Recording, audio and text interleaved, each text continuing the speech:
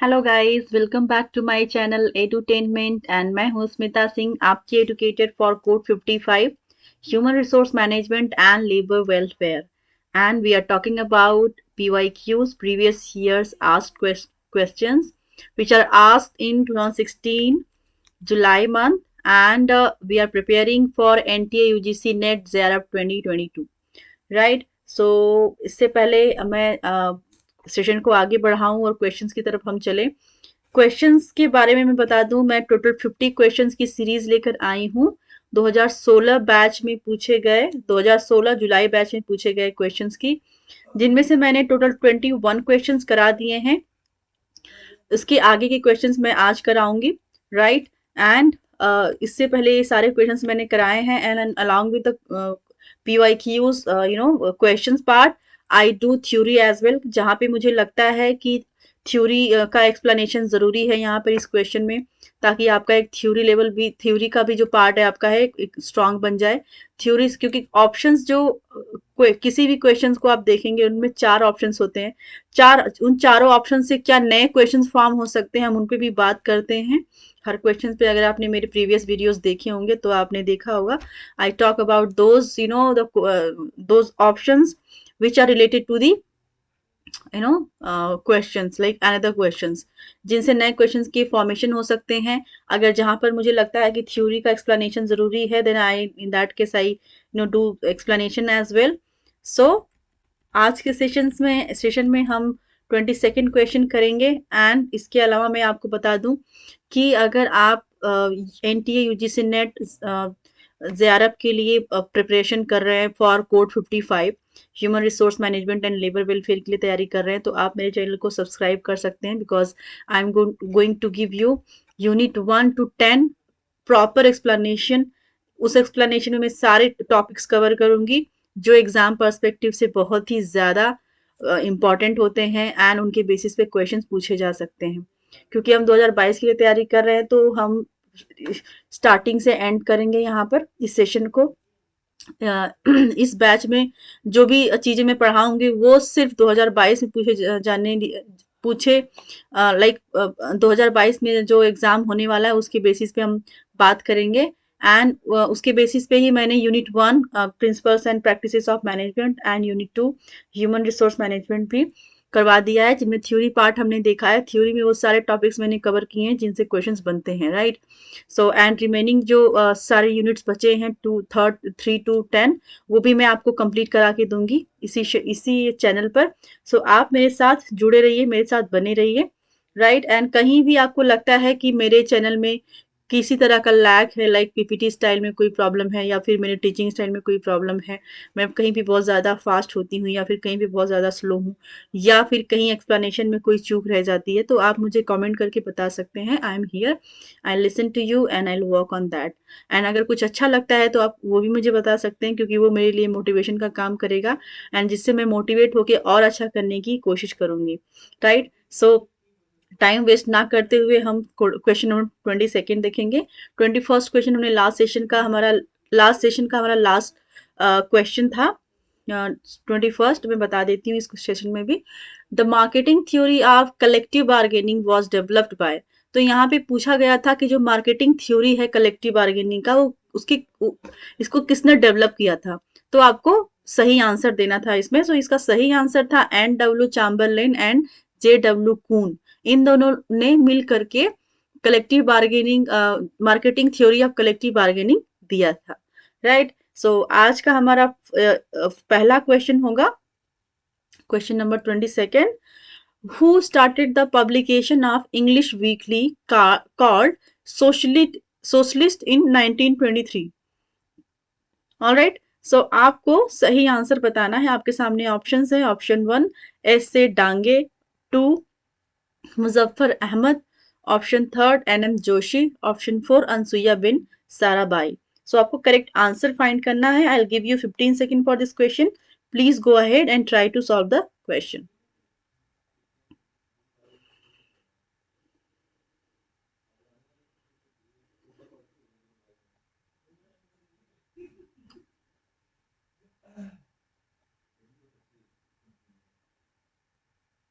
So here the correct answer for this question is option number 1, ऐसे Dange.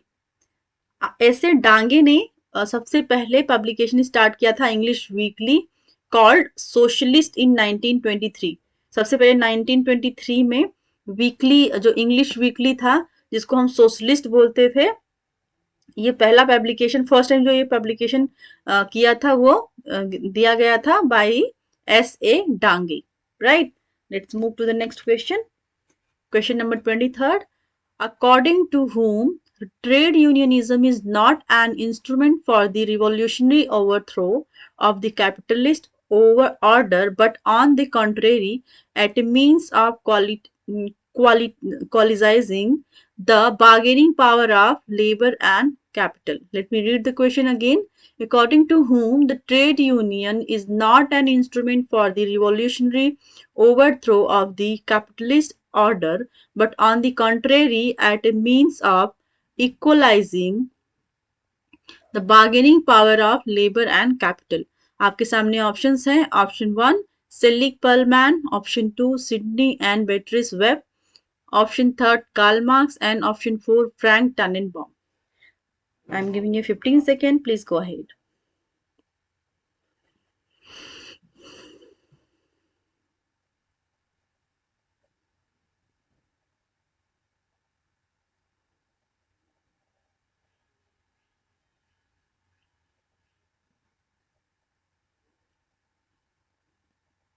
So here the correct answer for this question is option number 2 Sydney and Beatrice Webb.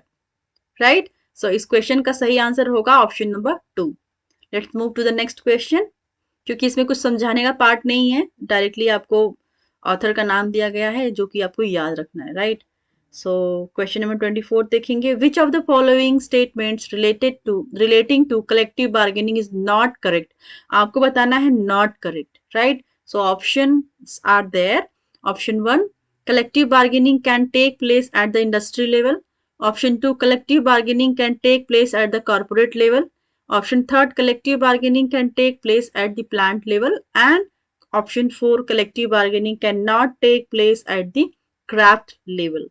आपको सही answer बताना है।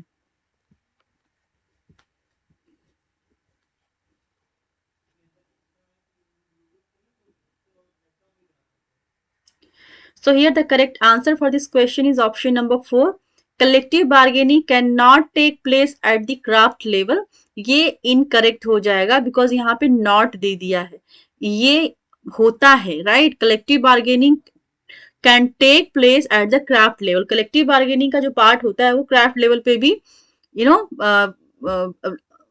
क्या पूछा गया है यहाँ पे, वो प्लेस ले सकता है। राइट, वो पार्टिसिपेट कर सकता है। Collective bargaining can take place at the craft level, that is correct. But यहाँ पे नॉट दे दिया, इस क्वेश्चन में डाल दिया है, तो इसलिए ये इनकरेक्ट हो गया।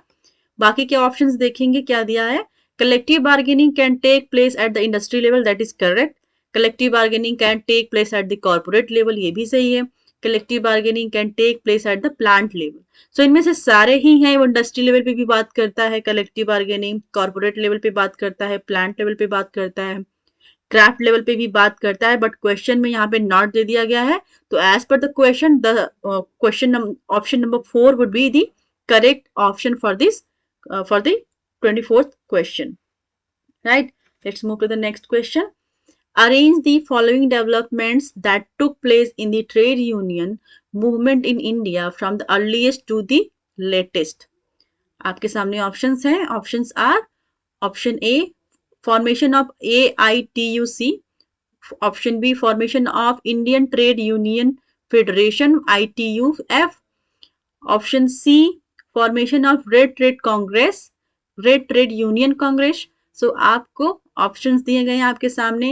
1 में दिया गया है ACB, सेकेंड में दिया गया है ABC, ऑप्शन 3 में दिया गया है CBA एंड ऑप्शन 4 में दिया है BAC। आपको अर्लीस्ट टू लेटेस्ट बताना है, सबसे पहले से करंट का बताना है। राइट, सीक्वेंस में करना है इसको आपको। तो I am giving you 15 second, please go ahead.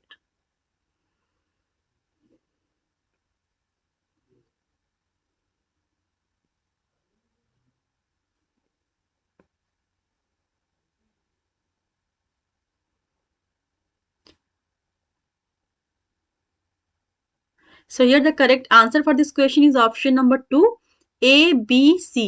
इसका जो सीक्वेंस है वो करेक्ट है. लाइक सबसे पहले क्या आया था वो था AITUC. AITUC का जो ईयर था वो था 1920. सबसे पहले AITUC आया था, राइट. उसके बाद आया था formation of Indian trade union Federation, and then after formation of red trade union Congress आया था. तो इसका जो क्वेश्चन दिया है उसका जो उसका सीक्वेंस है वो ऑलरेडी सही दिया गया था, और क्वेश्चन में आपको सही सीक्वेंस पूछा था, अर्लीस्ट टू लेटेस्ट पूछा था, और इसमें अर्लीस्ट टू लेटेस्ट ऑलरेडी दिया हुआ था. ठीक है, तो आपका जो सही आंसर हो जाएगा A, B and C, right. So will solve next question. 26th question देखेंगे. Under which type of collective bargaining one party gains at the expense of another party, right. इसमें बात क्या कर रहा है, कलेक्टिव बार्गेनिंग में क्या होता है, जब एक पार्टी का फायदा हो तो दूसरी पार्टी का नुकसान होता है. मतलब वो दूसरी पार्टी के नुकसान के बदले में एक पार्टी का फायदा हो. दैट इज द, आपको बताना है कि वो किस में होता है, राइट. सो आपके सामने ऑप्शंस हैं. डिस्ट्रीब्यूटिव बार्गेनिंग के अंदर होता है, ऑप्शन 2 इंटीग्रेटिव बार्गेनिंग के अंदर होता है, या फिर इंट्रा ऑर्गेनाइजेशनल बार्गेनिंग के अंदर होता है, या फिर कंसेशन बार्गेनिंग के अंदर होता है. सो आपके सामने ऑप्शंस हैं, please go ahead.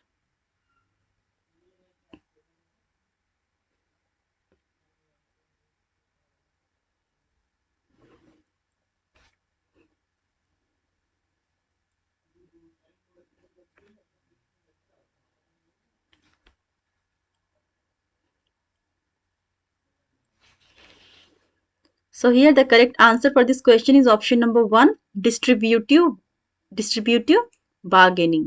So distributive bargaining में क्या होता है कि जब कलेक्टिव बार्गेनिंग करता है एक पार्टी, तो एक पार्टी का जहां पे नुकसान होता है उसके अगेंस्ट दूसरी पार्टी का फायदा होता है. तो एक के फायदे के बदले में दूसरे का नुकसान होता है, आप कह सकते हैं, या फिर एक के नुकसान के बदले में दूसरे का फायदा होता है. तो that is given in distributive bargaining. Let's move to the next question. Question number 27 देखेंगे. Which of the statements relating to the criteria for recognition of unions prescribed under the Code of Discipline is not correct? आपको not correct बताना है. आपके सामने options हैं. Option 1, where there is more than one union, a union claiming recognition should have been functioning for at least 1 year after registration. Where there is only one union, this condition would not apply. Option 2, a union may claim to be recognized as a representative union for an industry in a local area if it has a membership of at least 25% of the workers for that industry in that area. Option 3, when a union has been recognized, there should be no change in its position for a period of 3 years. Option 4, where there are several unions in an industry or establishment, the one with the largest membership should be recognized.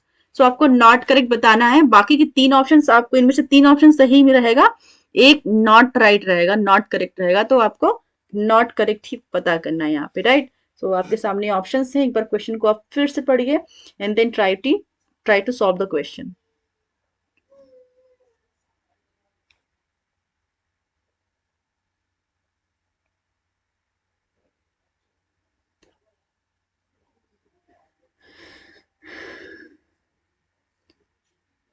So here the correct answer for this question is option number 3.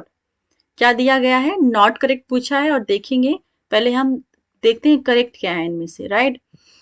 क्योंकि option number 3 would be correct option as पर the question, but यहाँ पे आप देखेंगे कि इनमें true क्या होते हैं, लाइक सही बात क्या कही गई है एज पर the recognition of unions under the code of discipline, right. Unions के बारे में under the code of discipline क्या बात कही गई है, क्या सही बातें हैं, वो आपको जानना है. इनकरेक्ट आपने फाइंड कर लिया कि इसमें इनकरेक्ट कौन सा है, तो इनकरेक्ट ऑप्शन आपका हो गया है ऑप्शन नंबर 3, राइट. बाकी के ऑप्शंस को देखेंगे. Where there is more than one union, a union claiming recognition should have been functioning for at least 1 year after registration. Where there is only one union, this condition would not where there is only one union this condition would not apply. आप बात क्या कहने की कोशिश कर रहा है आप समझेंगे। यहाँ पे कह रहा है कि आप किसी भी इंडस्ट्री में आप देखेंगे जहां पे एक से ज्यादा यूनियन होंगे, claiming recognition should have been functioning for at least 1 year, जहां पे वो रजिस्ट्रेशन के बाद कम से कम 1 साल तक वो फंक्शन में रहने चाहिए, ठीक है। उस कंडीशन में आपका जो एक यूनियन होगा, आप अब ये नहीं कह सकते कि किसी भी इंडस्ट्री में सिर्फ एक यूनियन रह सकता है, मोर देन वन यूनियन रह सकते हैं, लेकिन कंडीशन क्या होगी कि उस यूनियन को उसके रजिस्ट्रेशन के 1 साल से 1 साल या 1 साल से ज्यादा तक वो फंक्शन में रहना चाहिए, वो एज एन यूनियन कंसिडर किया जाएगा, राइट। सो किसी भी ऑर्गेनाइजेशन में एक से ज्यादा यूनियन रह सकते हैं, ये कह रहा है ऑप्शन नंबर 1।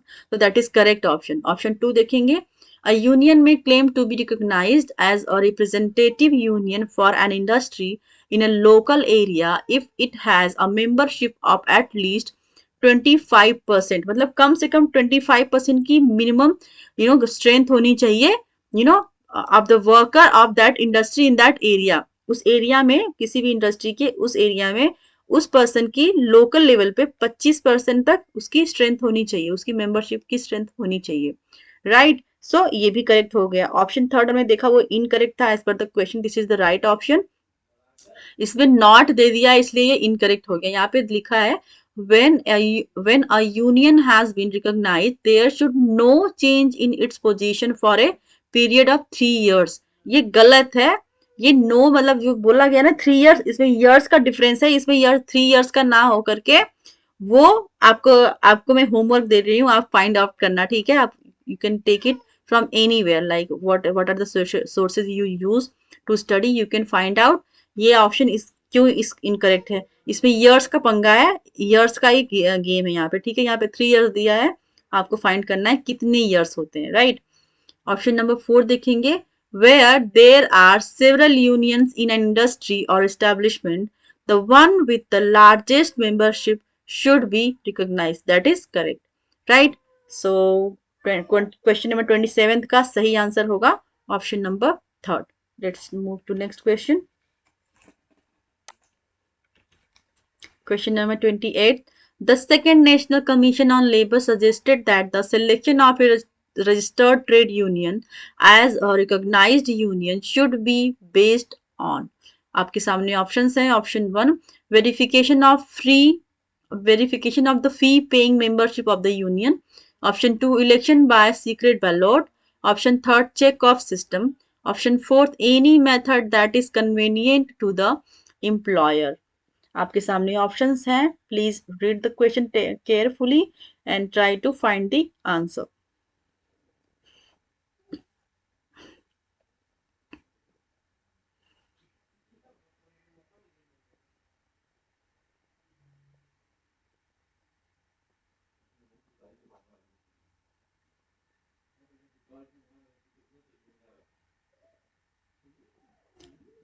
सो यहाँ पे करेक्ट आंसर हो जाएगा option number 1, verification of the fee paying membership of the union.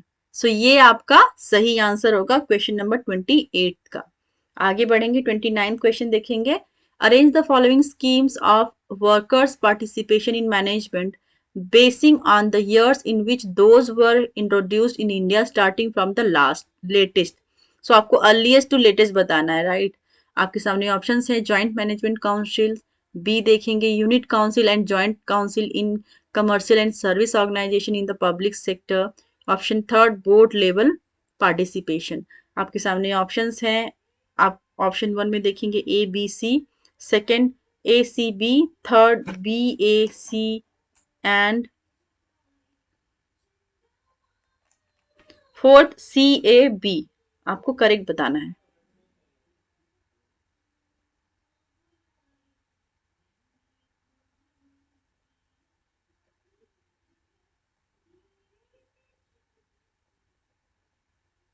So here the correct answer for this question is option number 2. 2 would be the right answer। सबसे earliest क्या था?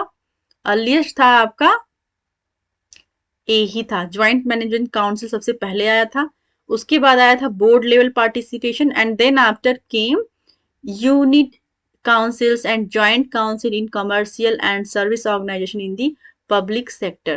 तो आपके जो करेक्ट सीक्वेंस हो जाएगा earliest to latest that is ACB. So आपका सही आंसर हो जाएगा option number 2 for question number 29. Let's move to the next question. The last question for this session, but not the least. The Second National Commission on Labour recommended that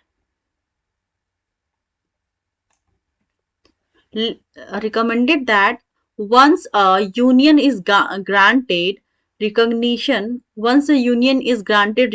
status of the union should be valid for a period of. ठीक है, आपको period कितने years का होना चाहिए? आपके सामने option है 2 years, 3 years, 4 years and 5 years. So please read the question carefully and try to find the answer.